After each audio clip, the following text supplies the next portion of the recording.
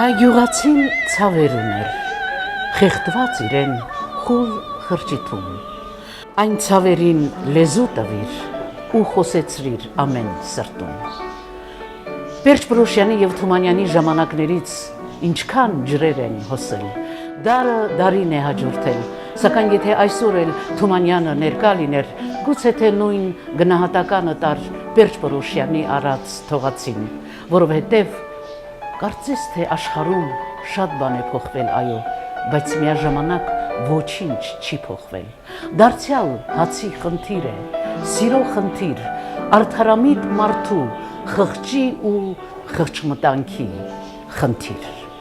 Եվ ուրեմն կրկին մեր օրերի մեջ բեկբեկվում են Պերճ Պրոշյանական դասերը, ջերմության, հավատարմության, բարոյական դասերը, որ մեծ վիպասանը քաղում էր հիշատակած արժանի սովորույթների ընդերքից, որպես մարդու խիղճը սթափեցնող ձայն, որպես նրա վարքի ու ժամանակի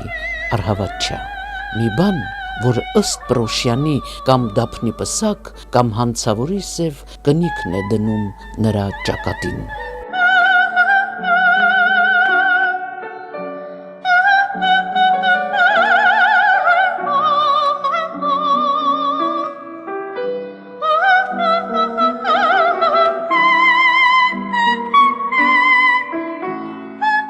Մեր օրերում սա է քննում համազգային թատրոնը նոր հացի խնդիր ներկայացումով, մարդուս հովվերգական տենչերին անդելուզելով ծեսն ու ափսոսանքը, դավն ու դառնությունը,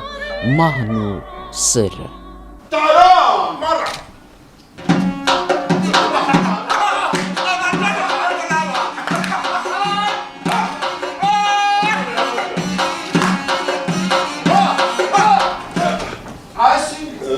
Ինչքան որ տալիս էին քիչ է, նոր մովրոն էլ պահանջում է, որ գլխներիս ճարը տեսնի։ Էդ չի Սիմոն, դե հիմա։ Այս բան է պատահել։ Չէ, մալամ ջան, մեր վարշապետ է Սասիսորով գունդի կոչ է անում։ Սոսի այտեր, էդ ինչ ես պստրում, ստեղդ ես բանգերվաշի, գործակալ հայ շուրպը, հրամայել է պսակը խապան է։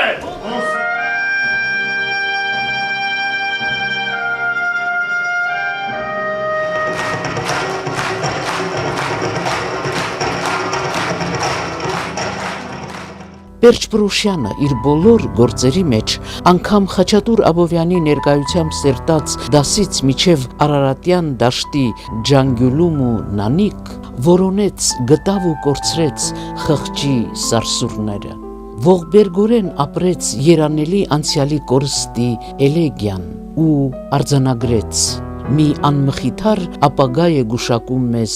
այս բանը։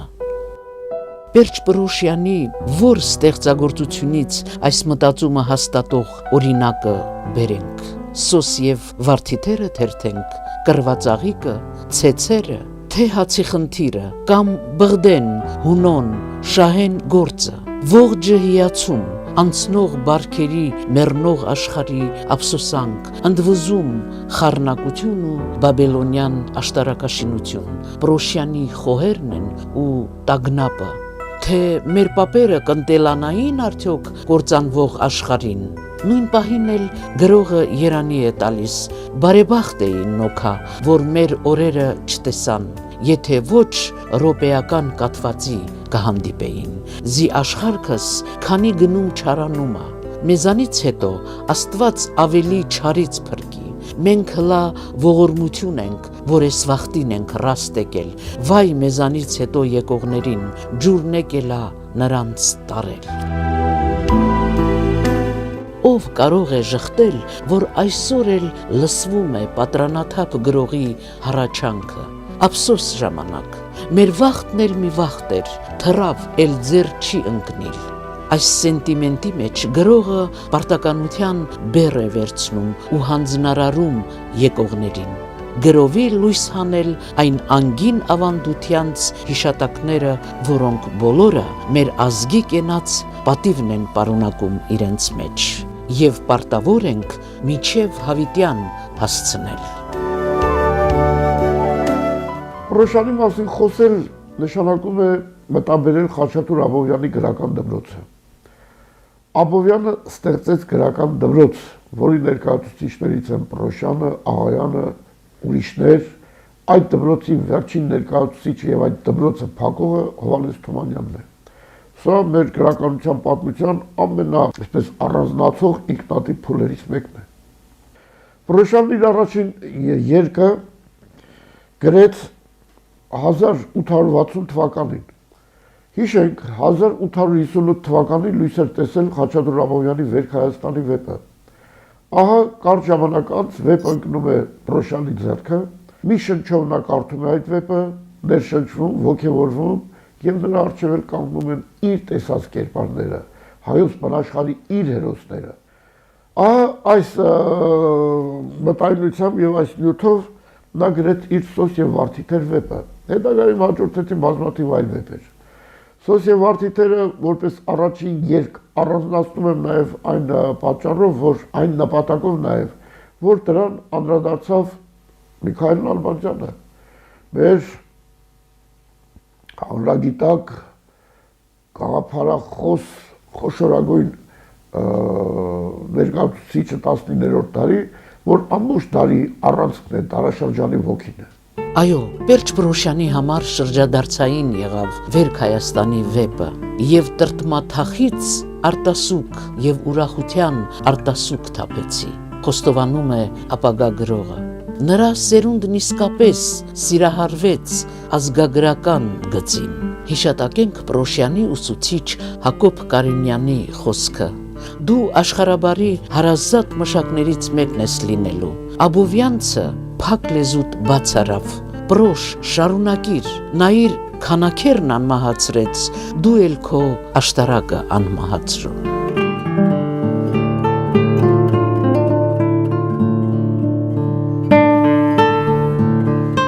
Այս օրհնանքով է, որ գրվեց «Սոս և Վարդիթերը»։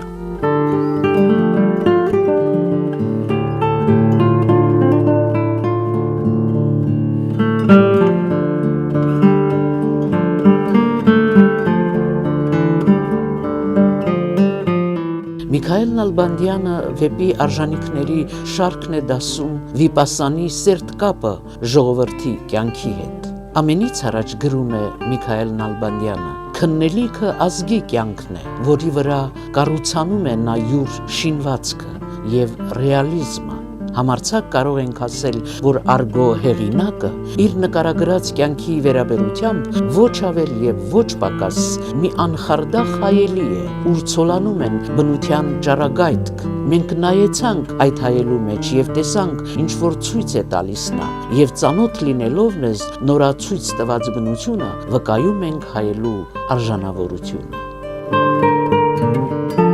Պրոշյանի ստեղծագործությունը լի է ազգագրությամբ։ Ազգագրություն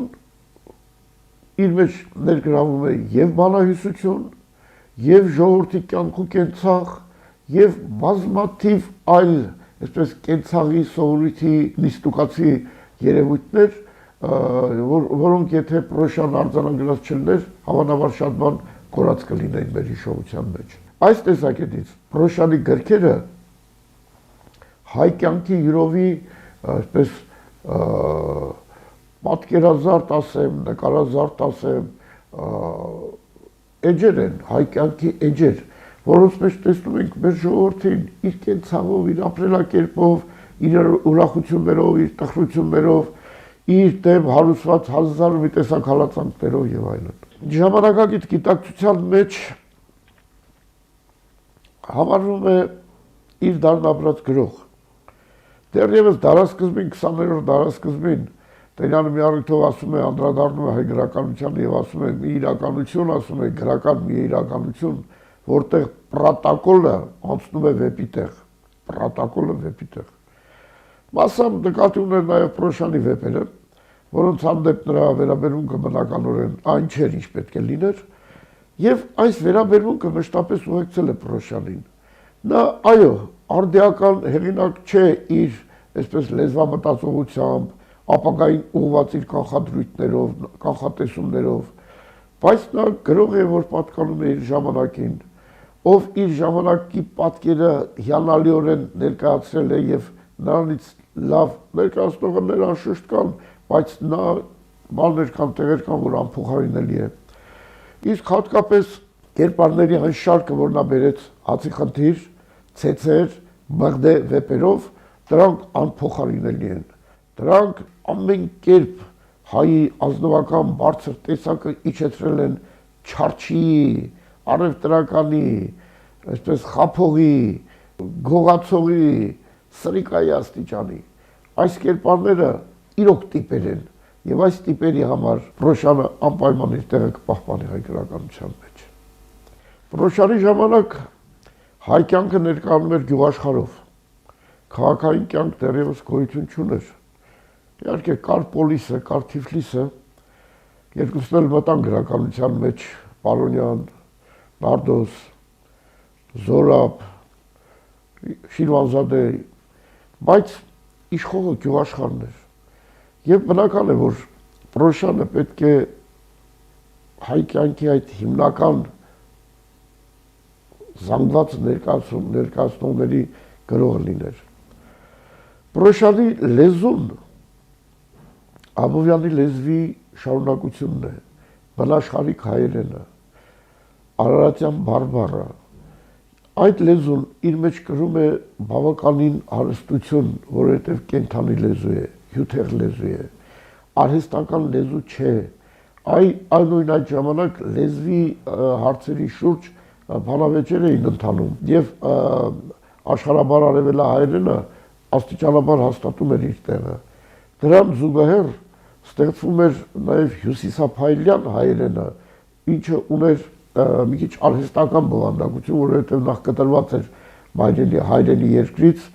կտրված էր մայրենի բարբառից եւ այդպես օտարության մեջ սորա, նորա, դորա ձևերով եւ այլ բառաձևերով լեզու էր ստեղծվում։ Բայց հաղթեց աբովյանական գիծը եւ այդ հաղթանակը կռող կոփողներից մեկն էլ Պրոշյանն էր։ Մեծ քննադատը բարձր է գնահատում համբուրելի հեղինակի ժողովրդական լեզվամտածողությունը, պարզ, բնական եւ անզարդ խոսքը։ Այդ պարզ միևնույն ժամանակ հոյակապ նկարագրությանց մեջ գրում է Միքայել Նալբանդյանը, չկա եւ ոչ մի կեղծ գիծ, սարերը, դաշտերը, այգիք, տարու եղանակները նոցա ազդեցություն լեզու են առել հեղինակի գրչի տակ։ Պրոշյանին գնահատենք այնքանով, որքանով կա, ոչ կերագնահատենք, ինչը երբեք չի արվել եւ չի արվի, եւ ոչ էլ թերագնահատենք, ինչը արվում է։ Ես այն կարծիքի եմ, որ Պրոշյանի իրատեսությունը, դրանով պայմանավորված իրապաշտությունը անհրաժեշտ է մեզ նաեւ այսօր։ Ազնիվ ու պատվական Պրոշյան իշխանական տոհմի շարավիղ Պերճ Պրոշյանը որպես ոսկե ապարանջան լուսանկարչական արհեստը սովորեց։ Հոգաց իր ապրուստը հենց սրանով, ճամփորդեց, աշտարակից Փարիզ հասավ, ուսուցչություն արեց, դպրոցներ հիմնեց, կանգնեց հայ պրոֆեսիոնալ թատրոնի ստեղծման ակունքներում, մարմնավորեց իր պաշտելի աղասիի կերպարը, ապրեց աղքատ ու շռայլ, հյուրասեր ու սրտաբաց եւ թողեց մնայուն գործեր, որ այսօր էլ տակնու վրա են անում մարդու ներաշխարը։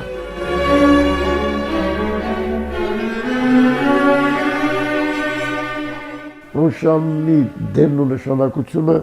էական է մեկ հարցում ևս։ Նա պաշտպանում էր ժողովրդական արժեքները։ Ժողովրդական արժեքներ ասելով նկատի ունեմ եւ բարոյականությունը եւ ազգային կյանքի յուրահատկություններն էր բերում եւ ազգային կերպարների մեջ հայ մարդու թուն բնորոշ հոգեբանական կողմերն էր ի հայտ բերում։ Իսկ սրանք քիչ բան չեն։ Նրա վեպերի միջոցով մենք բարձ հստակ պատկերացում ենք կազմում ինչ կարգի բախումներ կային։ Այ շատ հետաքրքրական է։ Հենց միայն բախումների շարք առանձնացնել հայ գյուղերում այդ չհասությունից սկսած մարդկանց տուն ու տեղը քանդել ավերելուց սկսած վերջացած նրանց բանտարկելը, նրանց հալածելը եւ այլն։ Այս բոլոր բաների մեջ մենք պետք է տեսնենք մեր ազգային կյանքի տարրերը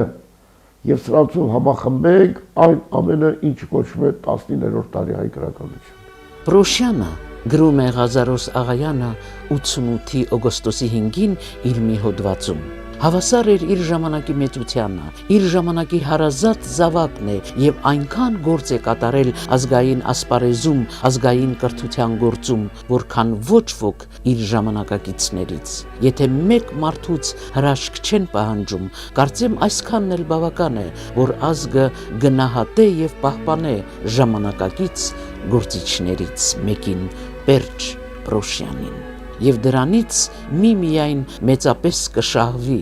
ազգը։ Պրոշյանը 19-րդ դարի հայ գրականությանը, նաև 20-րդ դարի սկիզբն մինչև հասավ, իր յուրահատուկ գույներն է բերում։ Եվ առանց Պրոշյանի նույն այդ ժամանակաշրջանը անտարակույս բավականին թերի կլինի։ Դրանով պայմանավորված է մեր գրականության, մեր լեզվի, մեր հոգեկերտվածքի շարունակականության ինչ-որ մի փուլը։ Մեր գրողների աչքը միշտ դուրսն է եղել։ Եվրոպական գրականություն, ինչ կերպարներ ստեղծեցին, ինչ կա, եւ այդ նմանությամբ հայ գրականության մեջ բազմաթիվ գործեր են գրվել։ Եվ Արցախ եւ Չափածո, այսպես մտայնություններ են առաջացել ու ձևավորվել։ Դա բնական է մեր գրականության զարգացման ուղիներից մեկն է։ Բայց Պրոշյանը, Սունդուկյան եմ ասում, նաեւ Սունդուկյանը, այս տեսակետից իրենց բնաշխարհին կպած կերպարներ էին։ Իրենց կենցաղին, բնաշխարհին, միջավայրին եւ հայ գրականություն էին բերում հենց այդ միջավայրի մարդկանց։ Իսկ սա իր մեծ առավելությունն ունի, որովհետև այսպես ոչ թե ձեռք բերովի է, այլ բնածին։ Լավ է թե վատ է, դա ուրիշ հարց։ Այն է ինչ է։ Այն է ինչ է եւ այդ ժամանակ դա է եղել մեր կյանքը, մեր կենցաղը, մեր իրականությունը։ Ժամանակակիցները պատմում են, որ Պրոշյանը իր համոզմունքների մեջ եղել է հաստատ, համառ, անզիջում, սակայն առանց չարության ու ողակալության է ընդունել ընկերների դիտողությունները, սրախոսությունները, կատակները։ Առհասարակ այդ ծայրաստիճան պարզ մարդու մեջ գրել է Շիրվանզադեն, ամեն ինչ տարօրինակ էր եւ համակրելի ընդհանուր առմամբ։ Հեզությամբ եւ ներողամիտ ժպիտներով էր նա ընդունում ընկերների կատակներն ու սրախոսությունները եւ հաճախ թերին ինքն էր լրացնում։ Եվ այդ հեզության մեջ կար ինչ-որ հմայք, որ գրավում էր ամենքի սերը։ Հայ գյուղացու ցավերին ձուլված մի ցավել ուներ քանքարավոր վիպասանը, Պերճ Պրոշյանը։ Եթե կենթանությանս չվարձատրվեմ, ապագան միթե ժխտելու է իմ արած չնչին ծառայությունները։ Նամակներից մեկում գրում է նա. սակայն ապագան պետք է խոստովանել, փառքով պսակեց նրա անցած ճանապարհը, որը շարունակվում է։ Կենսագիրը պատմում է, որ Պրոշյանը դառնացած է հեռացել ծննդավայրից 1907-ի հոկտեմբերին եւ սիրտը բացելով պատմել է Քաջբերունուն այն մասին, թե ինչպես համագյուղացիները սատար չեղան ծննդավայրում երկու սենյակ կառուցելու պայմանին։ Հետո ասում են, նա տխուր մեռնողի հայացքով հրաժեշտ է տվել հայրական արդեն վաճառված խրճիթին ու ընդմիշտ հեռացել, ապա եւ 1 ամիս հետո վախճանվել։ Մեր մեծերի շարքում թաղվեց Խոջիվանքի գերեզմանատանը, իր սիրելի կնոջ հանճարեղ Սայաթնովայի ծոր Աննա Դոլգյանի կողքին։ Հիշենք նաև նրա դառնացած խոսքերը։ Այսպես վարվեց ինձ հետ այն աշտարակը, որին ես զոհել եմ իմ կյանքի ամենաեռանդուն եւ ամենաթանկագին ժամանակը։ Իմ շիրիմս պետք է լիներ աշտարակում, իմ մայրասնունդ գյուղում, բայց ոչ իմ կարողությունս թույլ տվեց տուն շինել մեր գյուղում, եւ ոչ աշտարակի հասարակությունը կամեցավ կատարել վերջին ցանկությունս՝ տալ ինձ 3 արշին հող։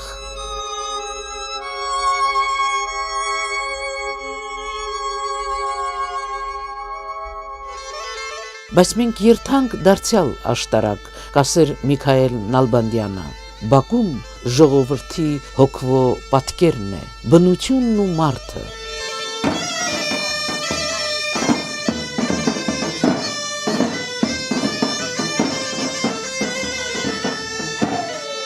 Այս Բաքում է նա մանկան վառ երևակայությամբ իրեն պատկերացրել որպես հեքիաթային մի հսկա, որ հրեղեն ձին ստած հրեղեն թուրը ձերքին պատժում է չար ուժերին։ Եվ մի օր տուն թանգարանի բակը դարձավ այն աշտարակը, որ Պերճ Պրոշյանի համար քաղցր էր, ինչպես հիշողության սրբանվեր մատյան, պայծառ էջերով, պարզ թերթիկներով։ Այո, Պրոշյանը գյուղական գրող է, եւ նրա ստեղծագործություններում այնքան մանրամասն, գունեղ ու պարզ է նկարագրում հայ գյուղն իր առօրյայով, Պրոշյանի ստեղծագործությունները կարող են դասագիրք հանդիսանալ այս գործում։ Տոնացի ժողովրդական թատրոնը ձեզ կներկայացնի աշնանային տոները, կփորձի տեղափոխել հին հայկական գյուղ, որին հոգու խորքում կարծում եմ բոլորս ենք կարոտել։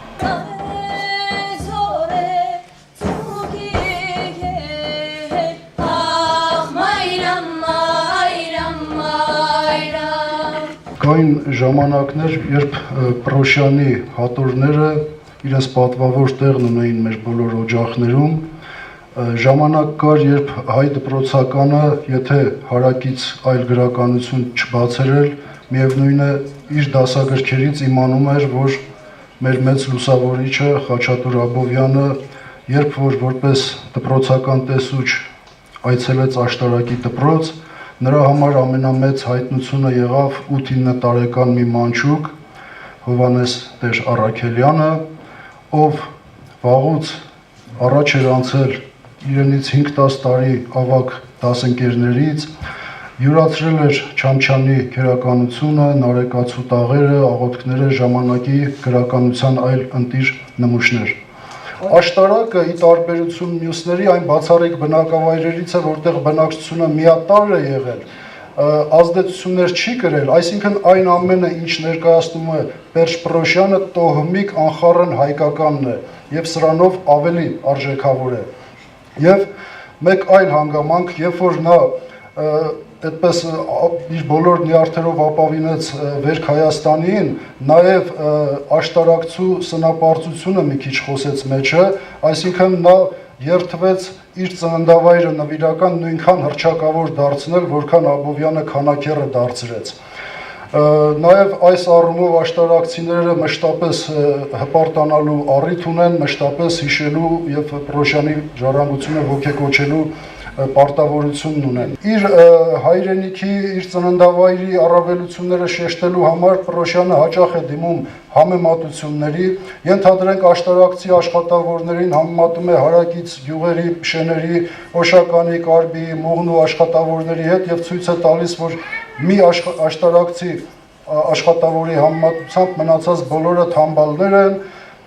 աշտարակի գինու համեմատությամբ մյուսների գինին քացախ է, աշտարակի գեղեցկուհիների համեմատությամբ Եղվարդի ու Երևանի աղջիկները, չգիտեմ, խամրում են եւ այլն եւ այլն։ Այս աստիճան թունդ պաշտամունք ու սեր իր ծննդավայրի հանդեպ, ինչը պարտավորեցնում է մեզ, որ վաղուց աշտարակում հիմնենք ամենամյա պրոշյանական օրեր։ Երբ նայում ենք, թե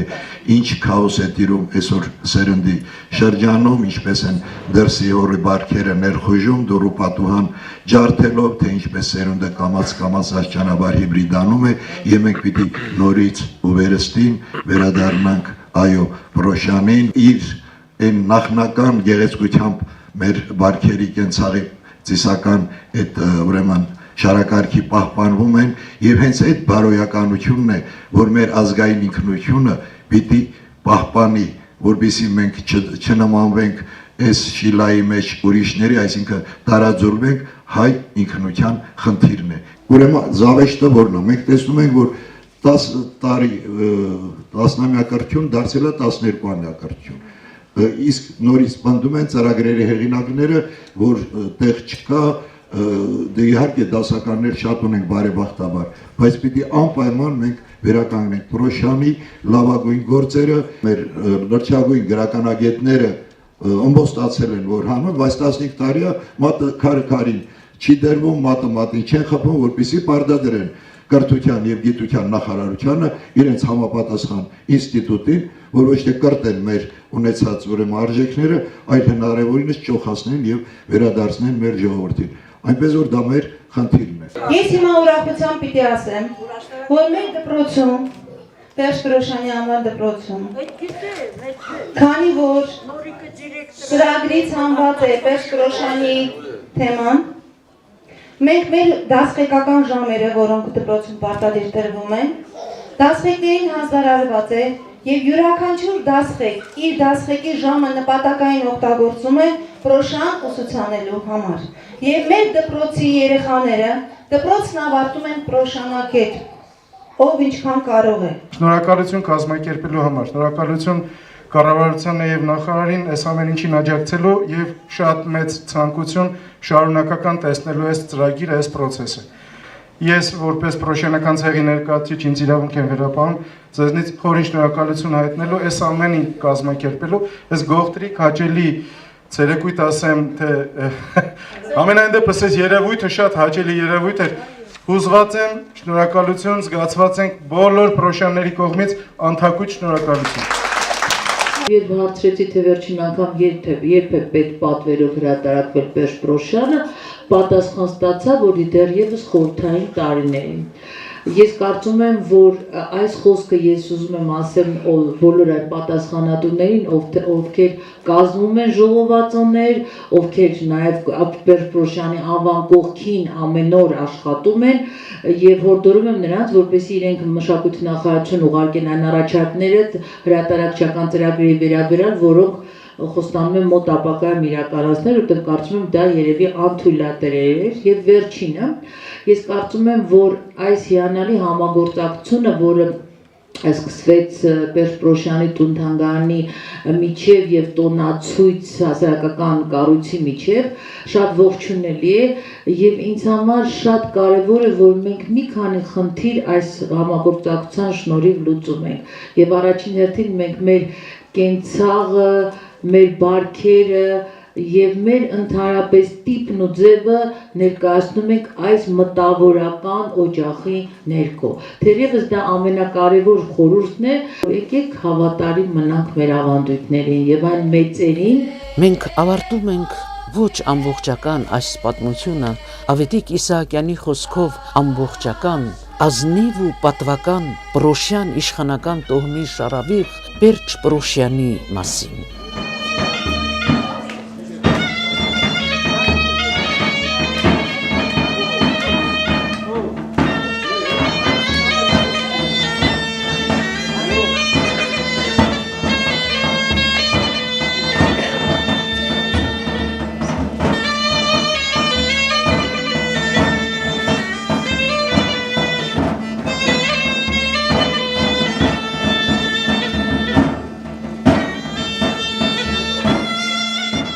Իսկ տուն-թանգարանի բակում ալիքվել էր հանդիսանքը,